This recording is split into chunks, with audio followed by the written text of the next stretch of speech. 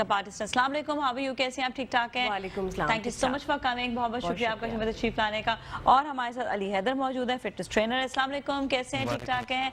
All good. चलिए अब जो हम बात करेंगे लोगों को खूबसूरत बनाने के लिए बात करेंगे। तो पहले तो मैं सीमा से पूछती हूँ, सीमा क्या कहेंगी आप आजकल अपने आप को फिट रखने के लिए, खूबसूरत रखने के लिए लोग ये समझते हैं कि सिर्फ मेकअप कर लो बस बहुत है, अपनी स्किन का कैसे ख्याल रखा जाए? जब तक स्किन अच्छी नहीं होगी मेकअप कैसे अच्छा लगेगा? डेफिनेटली देखें, being a permanent makeup artist, क्योंकि मैं परमानेंट मेकअप पे ज़्यादा फोकस भी करती हूँ, उसको रिकमेंड भी करती हूँ, क्योंकि अब ये टाइम जो है वो natural looking, no makeup look का ज़्यादा है। Very light base and light liner and light lipstick, इससे भी दुनिया थोड़ी आगे चली गई है। Semi permanent foundation, one time application, और उसके बाद 6 मंथ 7 मंथ्स तक you don't need to apply anything. कौन सी वाली foundation? This is permanent makeup. हम जो परमानेंट मेकअप के अंदर है, जो माइक्रो पिगमेंटेशन वगैरह, डॉक्टर साकिब जानते होंगे डेफिनेटली इन चीज़ों को। तो इन चीज़ों पे डेफिनेटली आप अपनी नो मेकअप लुक क्रिएट कर सकते हैं सेमी परमानेंट मेकअप को लेते हुए। आप एक लाइट सा ब्लश ऑन, एक लाइट सा contour, one time of course आप अप्लाई करें। All that right now? नहीं, not right now of course, because अभी हम शो पे आ रहे थे तो हमने थोड़ा सा ऊपर से भी अप्लाई किया है, मतलब हल्का सा एक्स्ट्रा भी होता है उसके बाद भी। हाँ, बिल्कुल किया है। पर ये कि जब आप इसको रिमूव करेंगे तो आपके हल्की सी पिंक वो बिल्कुल होगी, हल्का सा लिपस्टिक का एक कलर शेड होगा। ये कि अच्छा एक एक करके हम जरा बात करते हैं इस पर, ठीक है? ये जो आप बता रही हैं चीज़, हम बड़े आसान अल्फाज में अपने नाज़रीन को बताएंगे। क्या ये मशीन से काम होता है, किसी कोई मैकेनिकल चीज़ होती है, या कोई लेजर्स होते हैं जिससे ये होता है, या कोई इंजेक्शंस होते हैं? नहीं, ये हम इसको कह सकते हैं कि it's kind of pen tool है। ये टूल है, ठीक है। ना ही ये कोई मशीन है, ना लेजर है। इट्स लाइक टैटू या क्या चीज़? मतलब I am not a tattoo, तो एक वो होता है, लेकिन क्या ये उसी तरह ही कोई वर्क करता है? एग्जैक्टली, ये पेंसिल वर्क होता है, कोई प्रोसीजर है, नॉट टैटू एग्जैक्टली, क्योंकि टैटूइंग इज वेरी डिफरेंट, वो बहुत अलग हो जाता है। कॉस्मेटिक प्रोसीजर जिसमें हम जो है वो स्किन के अंदर जो है वो एक पिगमेंट जो है वो ऐड करते हैं उसकी रेजुवेनेशन के लिए, कोलाजन इंडक्शन के लिए, और जो लोग ये चाहते हैं कि उनके एक हल्का सा एक पिंकिश टोन क्रिएट हो जाए, एक अच्छी, स्पेशली फॉर रहता है ये 6 महीने, ये 6 मंथ्स तक आपके रहेगा, बिल्कुल रहेगा, स्पेशली उन लोगों के लिए जो ब्राइड टू बीज हैं। वो 6 महीने की तरफ बहुत आते हैं। देखिए, बहुत मुश्किल होता है कि आप रोज सुबह उठ के आफ्टर शादी जल्दी जल्दी मेकअप कर रहे हो। तो जो लोग चाहते हैं कि हम वर्किंग वुमेन है स्पेशली, जिनको रोज जाना है और रोज मेकअप करने को ऑनेस्टली स्पीकिंग दिल नहीं करता, और फिर तो हल्का सा अच्छा, हमारी पाकिस्तानियों की एक चीज है, जी हाँ, कुछ भी कर लें हम लोग जो है जो एक जॉ लाइन वाला सीन है वो नहीं है, ठीक है? हमारे चीकूज बहुत ज्यादा होते हैं, ठीक है? कुछ भी कर ले, हर लड़की का मैंने प्रॉब्लम देखा है। बहुत हार्डली हम नॉर्थ में जाएंगे तो फिर हमें थोड़े बहुत जॉ लाइन खवातीन की वहाँ पर जो है वो प्रोमिनेंट नजर आती है, चीक बोन्स आती हैं। पर अगर हम इस रीजन में आए, पंजाब रीजन पे, सिंध रीजन पे, बलूचिस्तान रीजन पे, तो हमें जो है ज्यादा, तो बलूचिस्तान में फिर भी थोड़ा बहुत वहाँ पर, लेकिन फिर भी हमें जो है ये बहुत बड़ा मसला होता है। अब इसके लिए जो है कोई ना कोई ऐसा ट्रीटमेंट होना चाहिए, डेफिनेटली, और है बिल्कुल है, वो जरूर बताएं कि वो जो है लिफ्ट करना कितना ज्यादा जरूरी होता है, वो एक जॉ लाइन बनाना जरूरी होता है, किस तरह से बनाते हैं? देखिए, सबसे पहले तो यहाँ पे 2-3 चीजें हैं। हाँ। जब हम अपने रीजन की, अपनी चीजों की बात करें, तो सबसे पहले तो थोड़ा खवातीन जो है वो खुराक में थोड़ी कमी करें, बहुत जरूरी है, क्योंकि अगर आप थोड़े से हेल्दी हैं, हेल्दी तो नहीं कहेंगे, थोड़ा सा अगर आप मोटे हैं, साफ कहना मोटे हैं, हाँ थोड़े से मोटे हैं डेफिनेटली, तो फिर आप ये नहीं कर सकते कि आपकी जॉ लाइन प्रोमिनेंट हो, ऐसा नहीं हो सकता। डेफिनेटली वो आपका फैट जो है फेस पे सबसे पहले जो है वो नजर आएगा। तो थोड़ा सा अपने आप को, आप अपनी बॉडी को स्लिम रखें, एंड देन आप वर्कआउट करें, ऑफ कोर्स एक थोड़ा नेचुरल, एंड देन फिर आप इन ट्रीटमेंट्स की तरफ जरूर आइए कि जिनको, क्योंकि ऐसा नहीं है कि आप बहुत मोटे हैं और ऊपर से आपके बहुत ज्यादा कंटूर्ड फेस है तो इट विल लुक फेक, ठीक है? तो हम उस पे नहीं जाएंगे। तो आप ये ट्रीटमेंट्स, फाइब्रोब्लास्ट के ट्रीटमेंट्स आजकल हैं बिल्कुल मौजूद, जिससे रिंकल्स लोगों के खत्म हो सकते हैं, वी थ्रेड के बहुत हो रहे हैं, बोटॉक्स बहुत हो रहा है। तो इन चीजों से आप बिल्कुल, ये सब चीजें आपके पास हम कर रहे हैं, बिल्कुल कर रहे हैं, ठीक है? बेसिकली एस्थेटिक आपका जो है वो मेन जो है वो aesthetics and permanent makeup, permanent makeup, ठीक है? अच्छा, बाकी ये बताइएगा कि जिस तरह आपने बताया रिंकल्स और ये सब चीजें भी, ये भी बिल्कुल स्मूथ जो है ये भी हो जाती हैं? बिल्कुल, इसके कुछ ट्रीटमेंट्स डेफिनेटली अकॉर्डिंग टू क्या फेस है, कितने टाइम्स पहले से रिंकल्स हैं, उस पर कुछ ट्रीटमेंट्स रिक्वायर होते हैं, और फाइब्रोब्लास्ट ट्रीटमेंट उसको अच्छा, एक चीज आती है, मैं अली हैदर से जरूर पूछूंगी कि हम लोग तो अभी ये बात कर रहे हैं कि सारी चीजें होनी चाहिए, बट आपका जो है अपनी फिटनेस भी जरूरी है, क्योंकि जब फिटनेस के साथ ये चीज कराते हैं तो उसके रिजल्ट्स बहुत जबरदस्त होते हैं। लेकिन फिर क्या होता है, अगर आप खाली ट्रीटमेंट्स कराते रहे, वो एक वक्त आता है कि आप बहुत हैवीनेस आपके चेहरे पर आने लग जाती है, बहुत आपका चेहरा जो है, मतलब आप उसको आर्टिफिशियली बहुत ज्यादा उसको स्ट्रेच करा रहे होते हैं। पर वी नीड कि आप एक्सरसाइज करें, डाइट अच्छी रखें। डॉक्टर साहब से डाइट का पूछूंगी अभी मैं, तो अपने जॉ लाइन बनाने के लिए, अपनी फिटनेस के लिए, अपने को ट्रिम रखने के लिए कौन सी एक्सरसाइज बहुत इंपॉर्टेंट है? डिपेंड करता है आपकी डाइट पर। वर्कआउट तो ये कि ज़्यादातर इंडोरेंस वर्कआउट करनी पड़ती है, वॉल्यूम ट्रेनिंग करनी पड़ती है। क्या होती तो वॉल्यूम ट्रेनिंग में ये होता है, लाइट वेट हम ऐड करते हैं और मतलब रेपिटेशंस जिसमें 20-25 रेपिटेशंस लगाते हैं, कार्डियो साथ साथ ऐड करते हैं, ठीक है। और फिर डिपेंड करता है आपकी डाइट पर। तो जितनी अगर आप अपने मेंटेनेंस कैलोरीज में डेफिसिट करेंगे तो उतना फैट मतलब आपका वो बढ़ेगा नहीं, बर्न होगा, तो उससे फिर जॉ पूरी बॉडी लीन होगी आपकी, तो उससे जॉ परमानेंट होगी। तो उससे फिर आपको पूरी भी बॉडी को वर्कआउट देना पड़ेगा। जी। तो कुछ एक दो अगर एक्सरसाइज ऐसी अगर बता सकते हैं, बैठे बैठे बता दें, बैठे बैठे बता दें, बैठे बैठे। अच्छा चलिए यहाँ पर आकर बता दें, अगर बता सकते हैं तो इस तरह आके बता दें। अच्छा, मेरे यहाँ शोल्डर में पेन है काफी दिनों से, कोई मतलब अभी मैं वर्कआउट नहीं कर रहा। अब वर्कआउट नहीं कर, अच्छा चलिए ठीक है, कोई बात नहीं, आपसे बता दें, वैसे ही बता दें। मतलब कोई भी वर्कआउट हो, लाइक अगर शोल्डर है, शोल्डर प्रेस है, शोल्डर प्रेस जो करते हैं, ऊपर नीचे आपने कर लिया हाथ, ऐसे बता देना, कोई बात नहीं। तो बाइसेप कर्ल हो गया, ठीक है, चेस्ट फ्लाई हो गया, चेस्ट प्रेस हो गया, बहुत सारे इससे भी क्या वो वजन कम होता है? जी, कोई भी वर्कआउट हो, आप उनकी रेपिटेशंस अगर आप बढ़ा देंगी, 20 या 25 या 30 रेप्स कर लेंगे। रनिंग से या वॉकिंग से होता है? होता है, बिल्कुल होता है। बेसिकली आप अपना जो है ना कैलोरीज बर्न कर रहे होते हैं, ठीक है। सब कुछ डिपेंड करता है आपकी कैलोरीज पर, ठीक है। आप कितना इंटेक कर रहे हैं, आप कितना बर्न कर रहे हैं, ठीक है, तो इस पर डिपेंड करता है। अच्छा, कितना इंटेक डॉक्टर साकिब कितना इंटेक करें, वो फिर रूटीन क्या होनी चाहिए, मेंटेनेंस के हिसाब से होता है ना। हमारा बस यही एक शिकवा है हमारी कौम से कि इंटेक जो है ना वो हमारा ठीक नहीं है। भूख को अपनी कम कर ले, भूख हमारी कम नहीं होती, चाहे वो कुछ भी हो जाए। और एक किसी भी किस्म की पानी जरूर बढ़ाएं, पानी, क्योंकि हमारे लोग ट्रीटमेंट्स पे भी जाते हैं, एक्सरसाइज भी करते हैं, सब कुछ करेंगे, पानी नहीं पीते। एग्जैक्टली, मैं खुद ये कहती हूँ भाई, आपको अगर अच्छा दिखना है, एग्जैक्टली, आपका तो परमानेंट मेकअप की बात है, हम तो ऊपर से मेकअप कर रहे होते हैं, तो हम यही कहते हैं भाई पानी पिएंगे तो आपका जो है, आपका हर अल्टीमेटली आपका एग्जैक्टली आप मॉइस्चराइजर भी लगाएंगे तो बेचारा काम करेगा। Human body is composed of water ना, human body is composed of water. आपकी बॉडी का मेजर कंपोनेंट जो है वो वाटर है। आप पानी तो नेचर है आपके लिए, आपको पानी पीना है ताकि आप सर्वाइव कर सकें। अच्छा, जो हम एसिडिटी की बात कर रहे थे, बाज लोगों के साथ क्या होता है, जो शिकायत, जिस तरह हम लोग खवातीन से बहुत डिस्कस कर रहे होते हैं चीजें, तो ये कहती है कि हमें सबसे ज्यादा प्रॉब्लम जो आता है ना, वो ये आता है कि हम ज्यादा पानी भी पीते तो हमें एसिडिटी हो जाती है,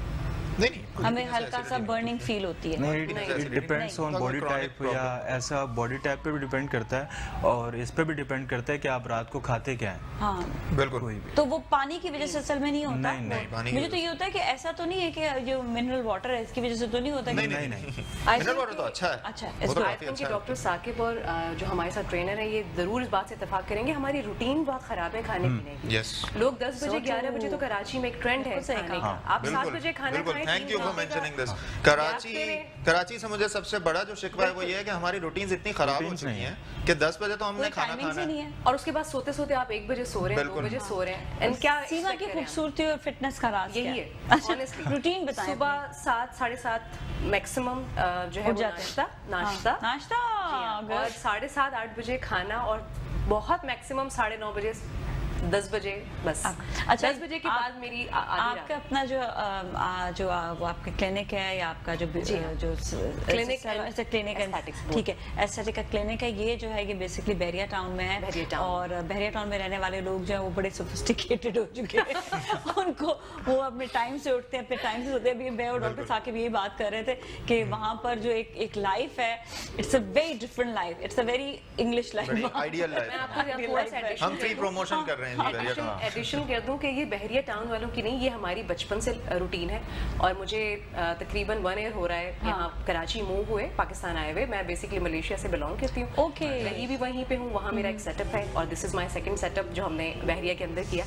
तो मैं और लोगों को सोफिस्टिकेटेड बना रही हूँ, ये चीज़ मैं बहुत प्रमोट करती हूँ कि प्लीज आप लोग जब ट्रीटमेंट के लिए आते हैं, क्यों हो रहा है, पिगमेंटेशन क्यों हो रही है, आईब्रोज के बाल नहीं है, माइक्रोब्लेडिंग का दौर है, हम ये सारे चीजें microblading as well. Exactly, permanent makeup के अंदर माइक्रोब्लेडिंग, ओम्ब्रे, आपके लिप लाइनर हो गया, आई लाइनर हो गया, permanent foundation and these things, contour.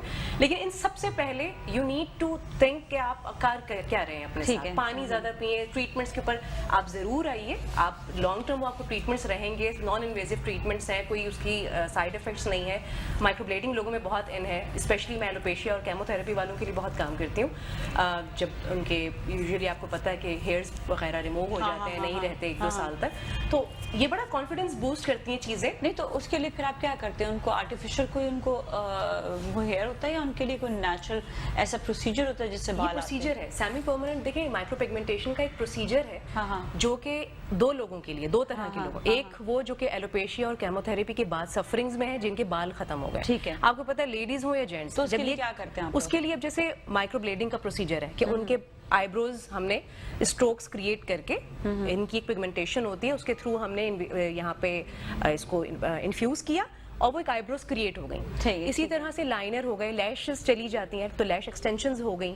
ठीक है, कुछ लोग बर्न विक्टिम्स हैं, आप जानते हैं, उनके लिए आपने आर्टिफिशियल, उससे होता क्या है, एक साइड जो ये है कि एक तो खवातीन का थोड़ा सा कॉन्फिडेंस बहाल हो जाता है, एक बात। दूसरी तरफ ये उन लोगों के लिए जो कि वर्किंग वुमेन है, जो कि रोज बाहर निकलने वाले हैं, जो कि आजकल जो न्यू जनरेशन है, बड़ा नो मेकअप लुक वाली बात मैंने आपसे की, उस पर जा रही है, उनके लिए भी अच्छा है। जिनकी स्ट्रेट ब्रोज हैं, जिनको हर चाहिए कि भाई हम सुबह उठें तो we don't need to do anything, बनी हुई हो, हम रेडी हो, हम कहीं पे भी जा सकें। मेरा बचपन में कट लग गया, मैंने देखी आपकी आईब्रोज, you need माइक्रोब्लेडिंग। मेरा पहला काम यही देखती हूँ, लगा लूं, पता है ये स्किन आ गई है, ठीक है।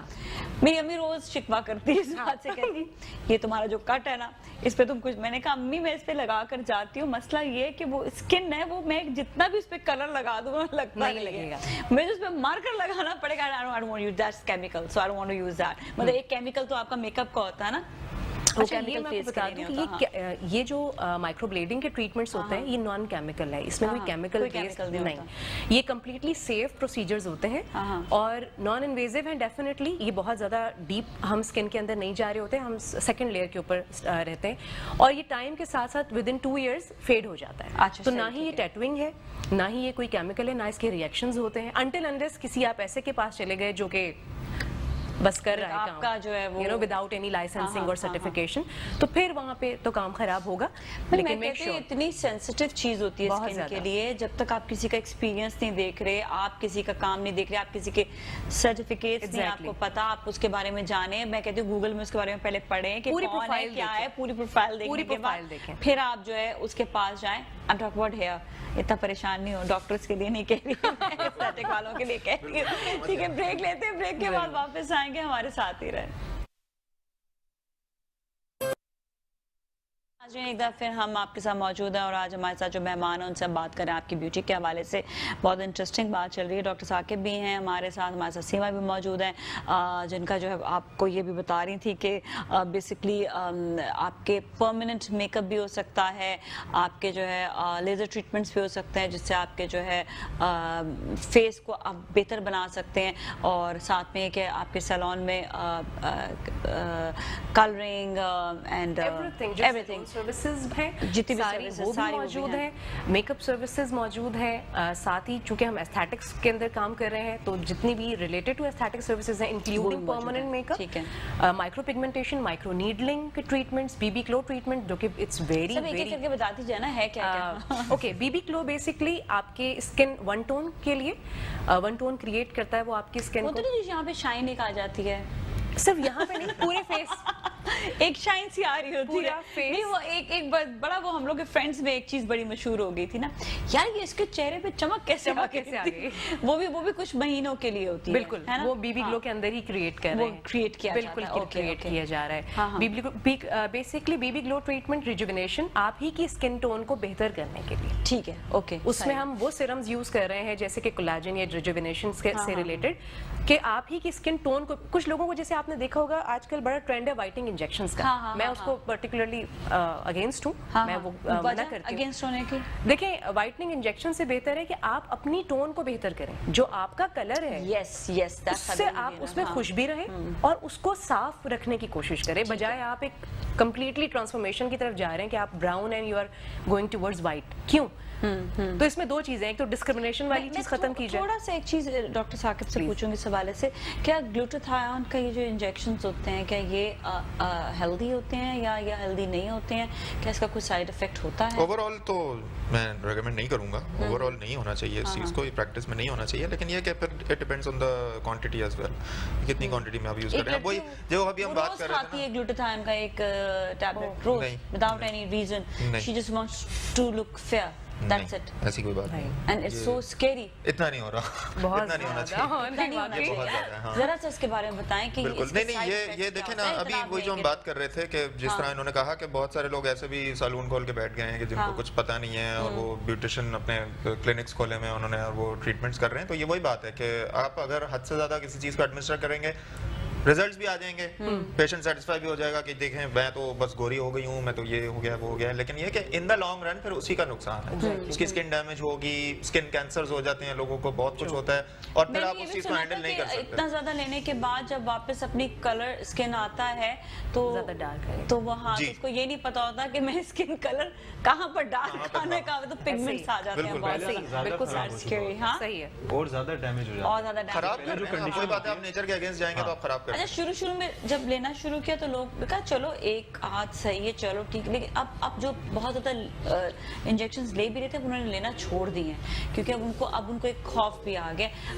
इससे ज्यादा पता आपका, आप जितने ज्यादा टैबलेट्स सारा लेंगे आपके लिवर पे भी तो बोझ आता है या नहीं आता है ना? बिल्कुल ठीक है ना। अच्छा, आपसे स्किन को ग्लो कैसे किया जाए नेचुरली, कौन सी एक्सरसाइज की जाए? अच्छा, मैं फिर वही बात करूंगा, एक्सरसाइज क्या खाया जाए, खाने का भी तो बताएं। एक्सरसाइज से जो है ना नेचुरल जो स्किन की आप बात कर रहे हैं वो ज़्यादातर हमारी डाइट से ही होता है, तो वो आप जो है ना डिपेंड करता है आपके मल्टीविटामिन्स पे, आप फ्रूट्स क्या खा रहे हैं, ठीक है, पूरे दिन में, और आप वो प्रोटीन इंटेक कितना कर रहे हैं। थोड़ा सा मल्टीविटामिन्स के थोड़ा सा ना मैं होती हूँ कि फिर वही कि आपने जो है फिर वही आर्टिफिशियल चीज की तरफ आ गए। अब नेचुरल जो है वो तो नेचुरल है ना, आप नेचुरल से भी ले सकते हैं। हाँ, लेकिन वो डिपेंड करता है कि आप, ये तो हमने आसानी कर ली ना, खाया और ये विटामिन आ गए। लोग कहते हैं आपकी विटामिन पूरी नहीं होती, क्या ऐसा होता है कि हम सेब भी खा रहे हैं रोज, हम बनाना भी खा रहे हैं, हम लेमन भी खा रहे हैं और फिर हम कह रहे हैं कि हमारे विटामिन पूरे नहीं हो रहे? अनटिल अनलेस आपको किसी विटामिन की शदीद डेफिशिएंसी है, हाँ, तब तो ऐसा होगा कि आप पूरी डाइट भी ले रहे हैं फिर भी वो हल नहीं हो रही। जैसे कि लोगों को फॉर एग्जांपल विटामिन B12 की डेफिशिएंसी होती है, ठीक है, उसमें फिर हम ये रेकमेंड करते हैं कि आपको इंजेक्शंस लगेंगे विटामिन B12 के, बिकॉज विदाउट इंजेक्शंस वो नहीं जाने वाला। लेकिन आप ऐसी नौबत आने ही ना दें ना, आप अपनी डाइट को ही ऐसा रखें कि डेफिशिएंसी ना हो आपको। लोगों को विटामिन D डेफिशिएंसी हो जाती है, जी विटामिन D नहीं ले रहे, ठीक है, क्यों नहीं ले रहे, किस लिए नहीं ले रहे? आपका डाइटरी पैटर्न इतना खराब है, ऊपर से आप अपने आप को सनलाइट में एक्सपोज नहीं करते। Daily sunlight exposure is very important, आपकी हेल्थ के लिए भी इंपॉर्टेंट है। विटामिन D सिंथेसाइज आपकी स्किन में होता है, अगर आप नहीं एक्सपोज होंगे तो आपको डेफिशिएंसी हो जाएगी। तो और जब फिर डेफिशिएंसी हो जाएगी, मैं खुद इसका एक जमाने में शिकार रहा हूँ, मुझे विटामिन D डेफिशिएंसी हो गई थी, फिर मुझे 3 इसके इंजेक्शंस लगे थे, तब जाके वो सॉर्ट आउट हुआ था मसला। जब डेफिशिएंसी हो जाती है तब तो ठीक है, लेकिन नॉर्मली मैं इनकरेज नहीं करूंगा मल्टीविटामिन यूज को, क्योंकि मल्टीविटामिन्स में फिर वही बात है कि आप नेचर के अगेंस्ट हो गए। क्या टेस्ट करवाने चाहिए सब चीजों के? विटामिन B12 का डेफिशिएंसी में करवाने होते हैं, कराएं तो पता कैसे चलेगा? वो ये डॉक्टर फिर रेकमेंड करेंगे ना? आपको कुछ होगा, आपके कुछ सिम्टम्स होंगे, जैसे विटामिन B12 डेफिशिएंसी में एनीमिया हो जाएगा आपको, सिंपल, आपको एनीमिया होगा, आपकी सांस फूलना शुरू हो जाएगी, आप पेल हो जाएंगे, आपकी स्किन पेल हो जाएगी, तो फिर डॉक्टर आपके टेस्ट करवाएगा जिसमें विटामिन B12 भी है, फोलेट भी है, हीमोग्लोबिन लेवल भी वो देखेंगे, तो फिर उसमें जाहिर है वो आ जाएगा कि विटामिन B12 कम है, तो उसको इंजेक्ट करने की देर है आपका एनीमिया। अगर आपका सही है, बिल्कुल परफेक्ट आ रहा है, तो क्या विटामिन B12 की डेफिशिएंसी हो सकती है? नहीं, B12 की डेफिशिएंसी में एनीमिया होगा आपको। अच्छा, B12 और फोलेट की डेफिशिएंसी बिल्कुल सही है, होगा। फिर तो वो एनीमिया ना हुआ ना, फिर नहीं होगा, फिर वो फिर एनीमिया हुआ B12 नहीं होगा, नहीं Deficiency B12 नहीं मसला, होगा। B12 के मसले में एनीमिया होना जरूरी है, एनीमिया होगा। अच्छा। साथ में उसमें कुछ न्यूरोलॉजिकल प्रॉब्लम्स भी शुरू हो जाते हैं, बैलेंस प्रॉब्लम्स और थोड़ा इस तरह के मसले शुरू हो जाते हैं, जिससे पता चलता है कि ये B12 का मसला है। अच्छा। वरना B12 और फोलेट डेफिशिएंसी ये एक जैसी ही प्रेजेंट करती है, लेकिन डिफरेंस सिर्फ ये होता है कि मैं तो कहूँगी कि टेस्ट करवा लें, जो करवा सकता है करवा लें तो ज्यादा अच्छा। मैं एक बात यहाँ ऐड करूंगी, आई थिंक डॉक्टर साकिब जो है वो एग्री करेंगे इस बात से। हमारे यहाँ ये ट्रेंड नहीं है, जब बीमार होते हैं या कोई प्रॉब्लम आती है तभी लोग टेस्ट करवाते हैं। भाई आप एक ईयरली चेकअप क्यों नहीं करवाते? एग्जैक्टली जब सब कुछ खराब हो जाता है, जब ब्राउन स्पॉट्स भर जाते हैं, जब पिगमेंटेशन आ जाती है, जब ओबेसिटी हो जाती है, तब जाते हैं लोग पे अब हम चेक करवाएं। भाई आप एक ईयरली चेकअप करवाएं, आपको ये पता होना कई चाहिए। जगहों पर आपके फ्री ऑफ कॉस्ट भी टेस्ट हो रहे होते हैं, तो आप वहाँ पर भी क्योंकि लोग भी शिकायत करते हैं इतने महंगे। मैं सीरियसली बताऊँ, मेरी दोस्त एक अच्छी खासी वेल टू डू है, ठीक है, मतलब वेल टू डू इन वे के उसको अच्छा खाना घर वर सब है उसके पास, पर उसके पास कह रही है मेरे पास अभी टेस्ट कराने के लिए पैसे नहीं है, ठीक है ना। तो ये भी इशू, हालांकि खाना पीना सब कुछ रहेंगे यार, मेरे लिए एक्स्ट्रा मेरे ना मंथली बजट पे ना वो जा नहीं रहा।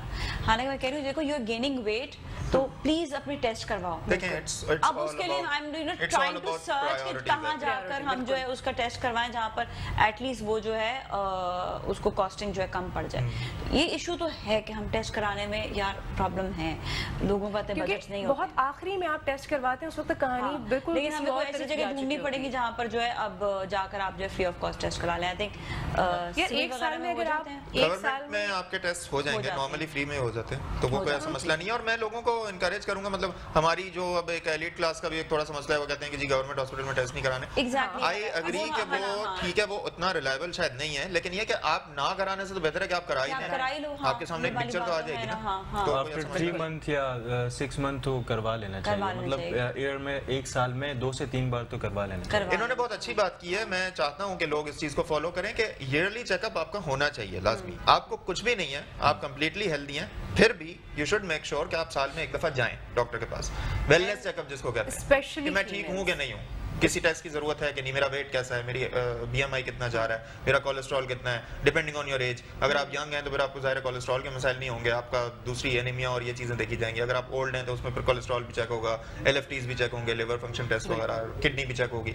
ज़रूरी है, एक चेकअप होना ज़रूरी है ताकि प्रॉब्लम होने से पहले उसको पकड़ा जा सके। और 80% हमारे यहाँ एनामिक होते हैं, खवातीन की बात अगर हम किया जाए, उसी की कहीं ना कहीं वजह से वो पिगमेंटेशन और बहुत सारे इश्यूज उनको सिर्फ ब्लड की जो है ना डेफिशिएंसी की वजह से हो रहे होते हैं। इंटरनेशनल गाइडलाइंस के मुताबिक फीमेल्स का जो हीमोग्लोबिन लेवल है वो होना चाहिए बिटवीन समवेयर बिटवीन 11.5 टू 13.5 और आइडियली जो है वो उसको 12 से ऊपर होना चाहिए। पाकिस्तान में जो स्टैंडर्ड एक रीडिंग हमें देखने को मिलती है वो 10 to 11 ही मिलती है हमेशा हमेशा। मतलब एक नॉर्मल लड़की उसको कुछ भी नहीं है लेकिन उसको एनीमिया तो है। अच्छा, उसको नजर ही आ रहा है। मतलब नॉर्मल कितना होता है, सही कितना है? बिल्कुल 11.5 to 13.5 फॉर फीमेल्स और 12.5 to 14.5 फॉर मेल्स। और इसमें थोड़ी वेरिएबिलिटी है। अगर 11 है तो दैट मींस कि एनामिक है। एनीमिक है बिल्कुल। अच्छा, मतलब आइडियली उसका 12 हो 13 हो होना चाहिए, इतना होना चाहिए। बिल्कुल। पाकिस्तानी वुमेन का भी होना चाहिए। पाकिस्तानी वुमेन का मैंने बहुत कम देखा है। कमी हम लोग को, विटामिन डी तो हमारे साथ वो है एक लड़ाई है। नहीं वो पैदाइशी है। विटामिन डी तो डेफिशिएंट आप 99% खवातीन। अच्छा देखें, इसमें एक इम्पोर्टेंट पॉइंट है, इसमें एक इम्पोर्टेंट पॉइंट है जो मैं मेंशन करूंगा। विटामिन डी का जो मेजर मसला ये है कि ये हमारी स्किन में सिंथेसाइज होता है। हमारी स्किन है डार्क, हम लोग डार्क हैं। साइंटिफिक प्रिंसिपल ये कहता है कि आपने सन में एक्सपोज करना है अपने आप को ताकि विटामिन डी सिंथेसाइज हो। लेकिन अगर आपकी स्किन डार्क है तो आपको ज्यादा एक्सपोज करना है सन, जो कि हम नहीं करते। हम तो करते ही नहीं है ना, हमें तो धूप बुरी लगती है। वो लोग ज्यादा कर रहे होते हैं। हमारे जो गोरे होते हैं वो ज्यादा कर रहे होते हैं, हमें धूप से बचना है। हमें काले ना हो जाए। गोरों को ये होता है कि चलो थोड़ा सा सन बेदिंग कर लें, ठीक है। लेकिन बाकी लोग तो ये कहते हैं यार काले हो जाएंगे। आप पहले से काले हैं यार, आपने और क्या काला होना, कुछ नहीं होता, ठीक है। नॉट बीइंग रेसिस्ट, लेकिन एक बात है, आपकी स्किन टोन डार्क है, आप ज्यादा जाएं धूप में, आप ज्यादा जाएंगे तो आपका ज्यादा विटामिन डी सिंथेसाइज होगा, अदरवाइज आपको डेफिशिएंसीज रहेंगी। आपको पता है दुनिया में हाईएस्ट जो परसेंटेज है विटामिन डी डेफिशिएंसी की हमारे मुल्क में तो है, हमसे भी ज्यादा अफगानिस्तान में। वो इसलिए कि वहाँ पे एक तो वो थोड़ा कल्चर है उसका पर्दे वगैरह का, दूसरा ये कि वो बिल्कुल अपने आप को घरों में वहाँ की फीमेल्स जो हैं वो बंद करके रखती हैं, धूप से बिल्कुल एक्सपोजर नहीं है उन लोगों का। ठीक है, तो ये बनता ही नहीं। कहते हैं ना कि अल्लाह की दी हुई नेमतें हैं, इनको इस्तेमाल तो करें यार। सूरज देखिए तभी लोग आप देखें कि अब नेचर थोड़ा सा हेल्थ और नेचर की तरफ ज्यादा जा रहे हैं, नेचुरल लुक्स की तरफ ज्यादा जा रहे हैं, जो हेल्दी डाइट है उसकी तरफ जा रहे हैं। तभी हमारे यहाँ टॉपिक्स पे बात हो रही है, अब लोगों ने इसको समझना शुरू किया है। ऑनेस्टली देखिए लाइफ जो है वो है क्या हमारी, हमें अपने आप को बेहतर रखना है, हमने अपने आप को अच्छा रखना है, हमने अपने आप को इतना सेहतमंद रखना है कि हम लोग सेहतमंद होते थे, लेकिन एक लाइफ में जो हमने टेक्नोलॉजी चीज़ें और हर चीज़ को इतना ज़्यादा आ गया। अब आप देखें ना, जब आप देही इलाकों में जाते हैं तो वहाँ पर एक अलग ही माहौल होता है और वहाँ पे आप नेचुरली इतना ज़्यादा कि आप रफ एंड टफ हो जाते हैं। नेचुरली आप 10 दिन रहेंगे, आप इतने रफ एंड टफ हो जाएंगे कि आपको फील होगा कि ओ माय गॉड, मतलब मैंने एक डिफरेंट दुनिया में आ गए। यहाँ पर वापस आते हुए दोबारा से ऐसे ही तुम्हारी एक रूटीन, हमारी रूटीन हमने जो है ना बहुत ज्यादा खराब कर ली है। और एक चीज और कि ब्रेक लेते अपने लिए टाइम, क्या कह रही थी आप? अपने लिए टाइम निकालें। Yes yes, so true. चलिए हम ब्रेक लेते हैं, ब्रेक में मजीद बात करेंगे आपकी हेल्थ पर, आपकी खूबसूरती पर। हमारे साथ ही रहें।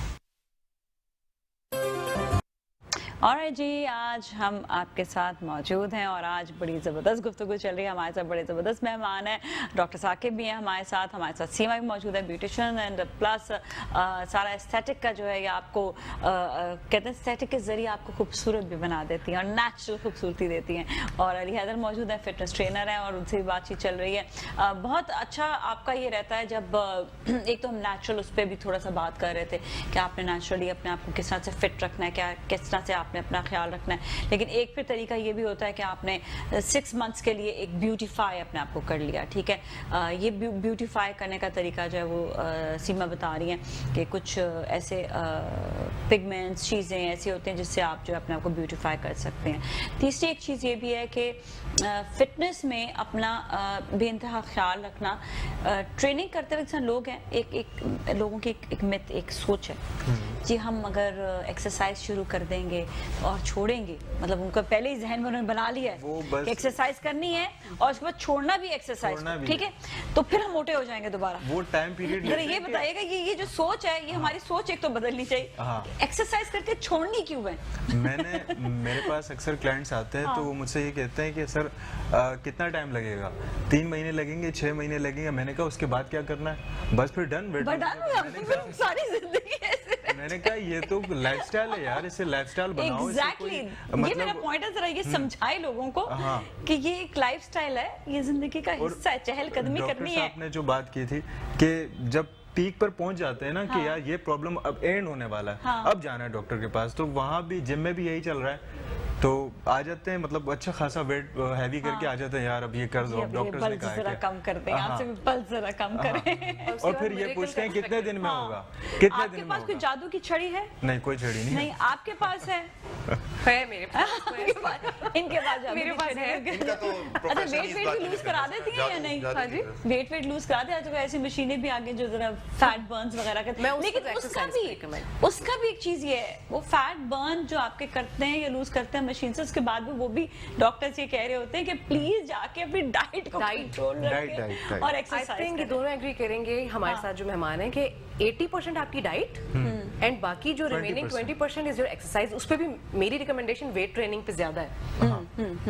वेट ट्रेनिंग पे वेट ट्रेनिंग बजाय आप सिर्फ जो एक कॉमन ट्रेंड है ना, फीमेल्स की मैं बात इसलिए बार-बार कर रही हूँ क्योंकि हमारी 99% फीमेल्स जो है वो एक्सरसाइज तो उसी वक्त करती हैं जब लास्ट स्टेज होती है। जब तो कहा जाता है जी आपने वॉक जरूरी करनी है, जब उनसे वाकई चला नहीं जाता उस वक्त वॉक करना शुरू होती है। तो डेफिनेटली आप वेट ट्रेनिंग की तरफ जब जाते हैं, इन्हीं का डिपार्टमेंट है डेफिनेटली, लेकिन वेट ट्रेनिंग की तरफ जो आप जाते हैं आपका मसल्स बिल्ड होगा, फैट आपका लूज होगा, फैट आपका रिड्यूस होता है। ये सारी चीजें इंटरकनेक्टेड है। उसी से आपकी बीमारियां भी नहीं होंगी, आपको उसी से आपका पानी का इंटेक बढ़ेगा, उसी से आपकी स्किन भी फ्रेश रहेगी। सही है, बस प्यास उसी वक्त लगेगी जब आप थोड़ा सा उठेंगे, आप थोड़ा सा काम करेंगे।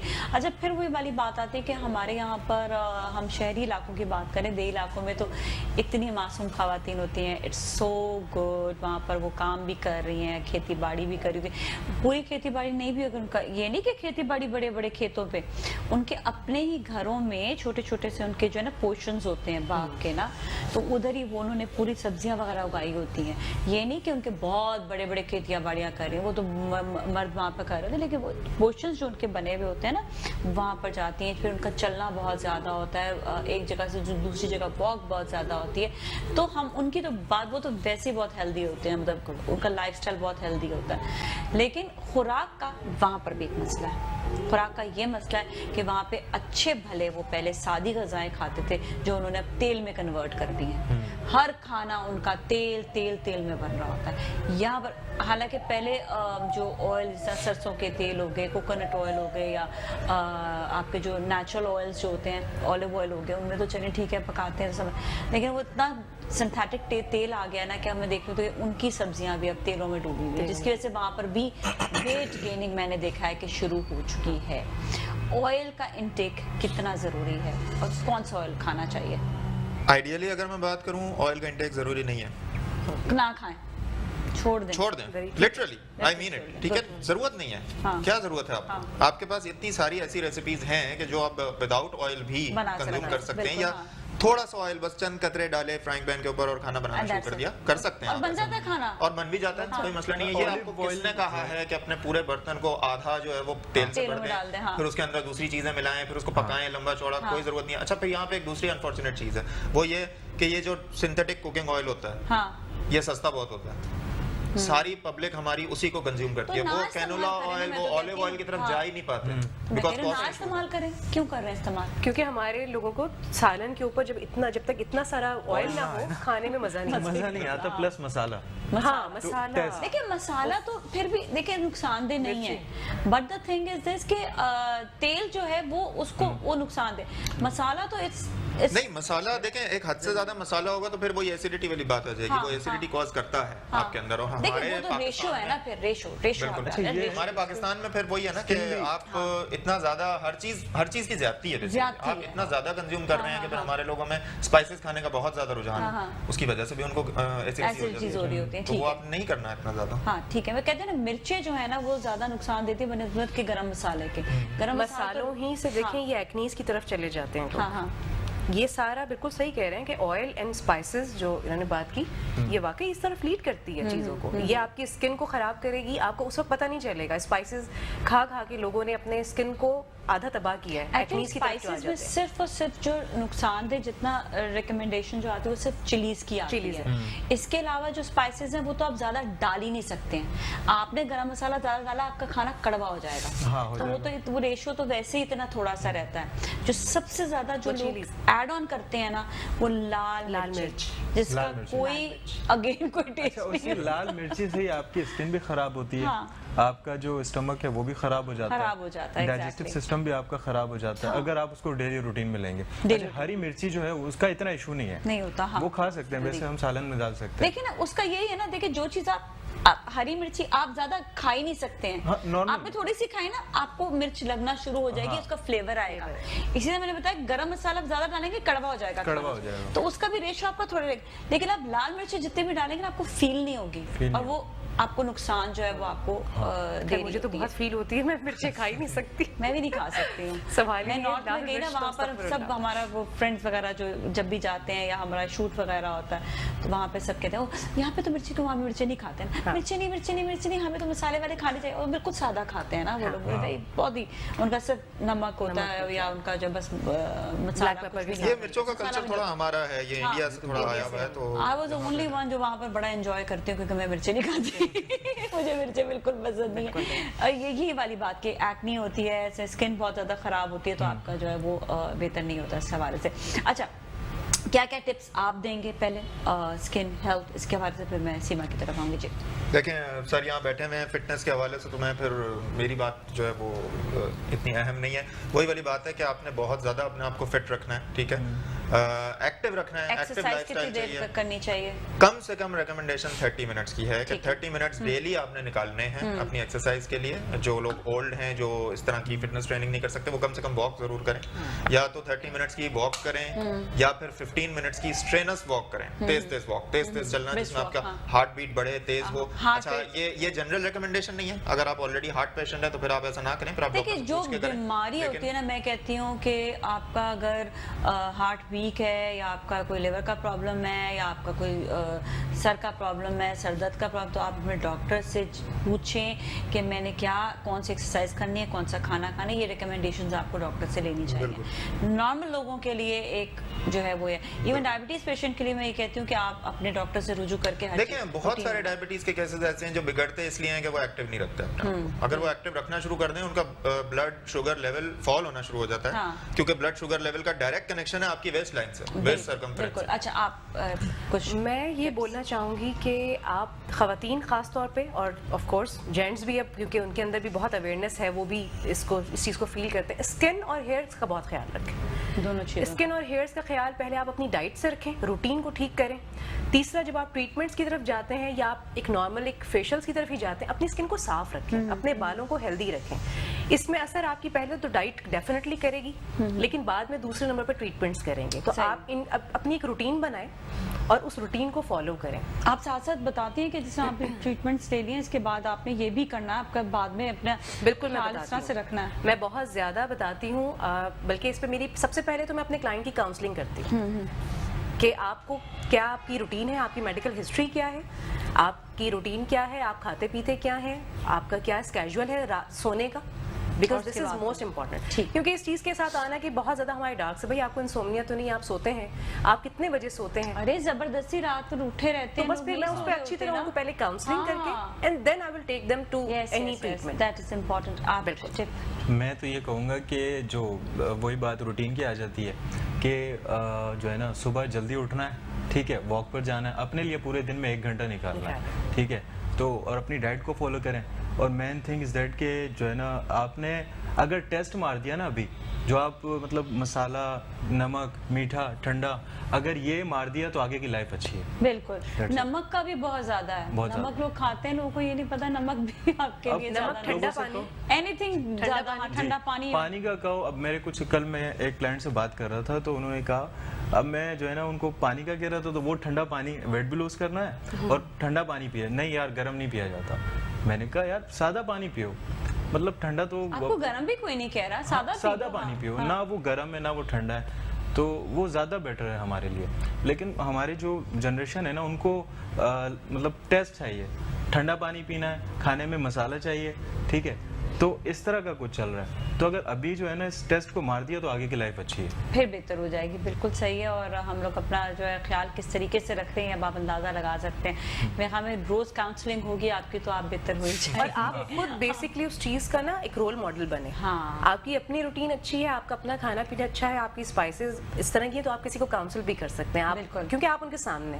बिल्कुल, आप अपना जो है बेसिकली ये होता है कि आप उनके लिए खुद भी रोल मॉडल बनते हैं, आप अपने लिए भी रोल मॉडल बन रहे होते हैं, आपको अपना भी एहसास होता है। अच्छा, एक नेचुरल चीज होती है कि आप अपने आप को जब अच्छा देख रहे होते हैं ना, उसके बाद दिल भी नहीं करता है कि आप दोबारा से उस बैड रूटीन की तरफ आए। रूटीन अपनी अच्छी रखना जरूरी है, जिसमें खाना भी शामिल है, जितनी बहुत सारी चीजें बताई हैं, जिसमें आपकी एक्सरसाइज भी शामिल है, जिसमें आपका जो है आपके अपने सफाई सुथराई फेस की, अपने आप की सफाई सुथराई भी बड़ी इंपॉर्टेंट है। Thank you so much doctor Saqib, आपका भी, सीमा आपका बहुत बहुत शुक्रिया, नली अदर आपका बहुत बहुत शुक्रिया शो में तशरीफ लाने का। आप सब ने आज बड़ी ज़बरदस्त हमारे साथ जो है पूरा सेशन रखा, लोगों को खूबसूरत बनाने के लिए, उनके लाइफस्टाइल को बेहतर रखने के लिए। और नाज़रीन, ये जो हम चीज़ें बता रहे होते हैं ना, उसको फॉलो भी करना ज़रूरी है, नहीं कि सिर्फ आज आपने जो है सुन ली और कल आपने फॉलो नहीं किया। क्योंकि अगर आपको अच्छा दिखना है, आपको अपनी लाइफ ज़िंदगी बढ़ानी है ज़्यादा, तो फिर ये है कि आपको ये सब अच्छी चीज़ें करनी पड़ेंगी। तो आज के लिए इतना ही। अपना अपने घर वालों का बहुत ख्याल रखिएगा। नाज़िया मलिक और टीम को दीजिए इजाज़त, कल फिर मिलेंगे। अल्लाह हाफ़िज़।